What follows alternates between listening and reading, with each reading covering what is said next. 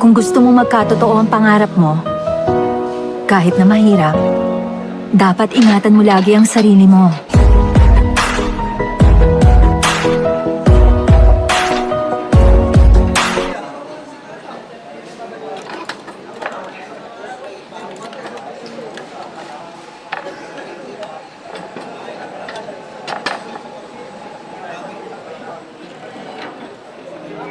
Ang pinaka-importanting bagay sa lahat ay ang matutunan mo munang mahalin ang sarili mo.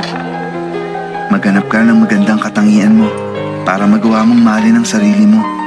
Alam mo, kung kinamumuhian mo ang sarili mo, paano ka pa kaya magagawang mahalin din ng ibang mga tao?